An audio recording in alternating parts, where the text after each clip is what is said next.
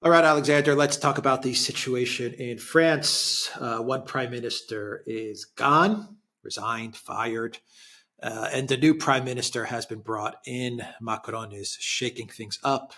The official narrative is that he is shaking things up in order to prevent the rise of the far right and the dreaded evil Marine Le Pen. So this is Macron's way of shaking things up so that he can prevent Marine Le Pen from becoming president. I believe in 2027, France has elections. But the real story here is the new prime minister, Gabriel Attal. And he is a young guy, 34, 35 years old, a carbon copy of Macron. He's the replacement. Yes. He's the guy that they have chosen to replace Macron. I wonder if Macron knows that this is the guy that's going to replace me. I wonder if he sees this guy and says, "This is the guy that's taking over for me after 2027." I'm sure he does. And I mean, it really is uncanny, because if you look at them stand side by side, I mean, they look the same. I mean, they look identical. I mean, it's Macron Junior. I mean, if you were told that this new guy was Macron's son, improbable as that thought is, then I mean, you would believe it. I mean, they look so similar. It's uncanny. So you're absolutely right. This is the person they're now grooming to replace Macron, to go against Marine Le Pen in the next election in 2027, and to try to take her on in the Parliament and wherever. Now, saying all of that, just a few points to make. Firstly, notice that Macron is not actually saying that the Prime Minister that he's just sacked was actually not doing a good job. He's not actually criticising her conduct of policy. He's not suggesting that this new Prime Minister, Monsieur Attal, is going to change policy on anything, in any way. It's going to be more of the same. He's, got a clever debating style, apparently, so they say. I'm not sure how true that is, by the way. But, all of that. And it's pure politics, and it's pure theatre, and it's pure presentation. Macron or his handlers have looked for someone as close to Macron himself as they can find, and they found someone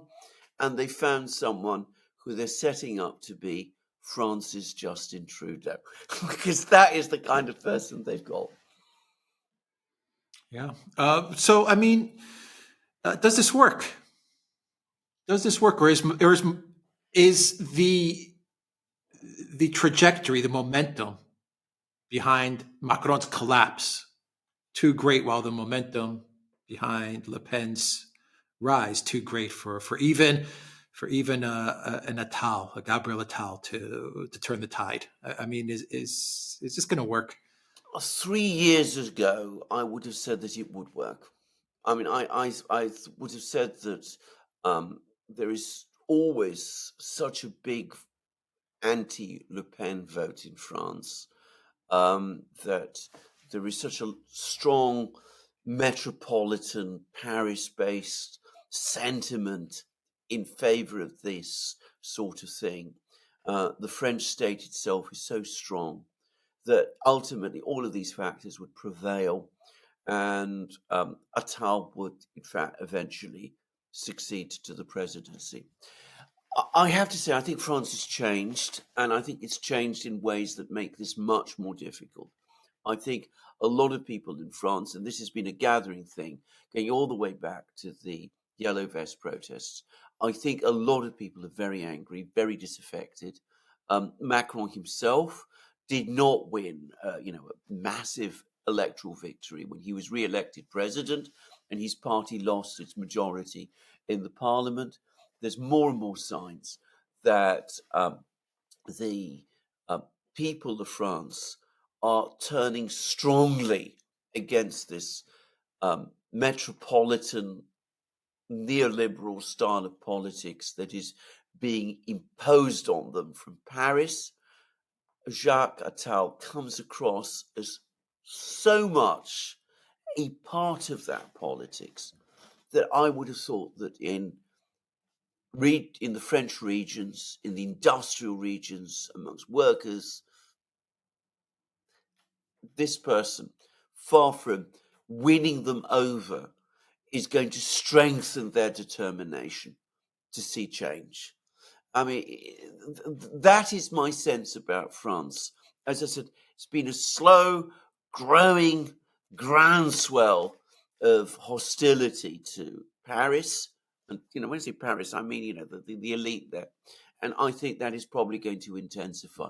So on balance, I think it will fail. And it should, by the way, because what we're seeing isn't real politics any more than we see real politics carried out anywhere else in the European Union. What we see again is the usual games of musical chairs, of people being parachuted into top positions. I mean, this man is 34. I mean, what could he have achieved as a technocrat, as a minister in that time? I mean, he's completely untested. He has no real background or, experience behind him. He's certainly not ready in 3 years' time to become president of France. Yeah.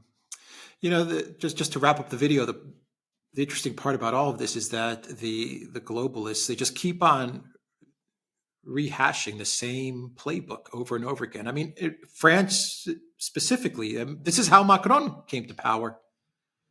I mean, the way they're ushering in Attal is how they ushered in Macron. I mean, back in the day, Macron was what, finance minister or something, Right. and all of a sudden, as the election wasn't looking good for the globalist class in power, they said, okay, we gotta bring up this Macron guy, and we'll push him to the forefront, and we'll create a story around him, and people bought it. Absolutely. And they voted him in. Exactly. But that was then. And as I said, I think France has changed since then. I think now things are different. First of all, I mean, I'm sure that in the industrial areas, the working class areas, this man is not going to be attractive at all.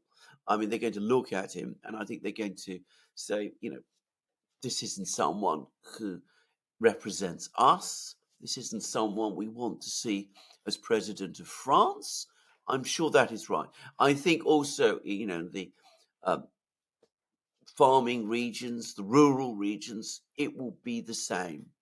There is a sort of middle class electorate which will probably go on voting for people like this.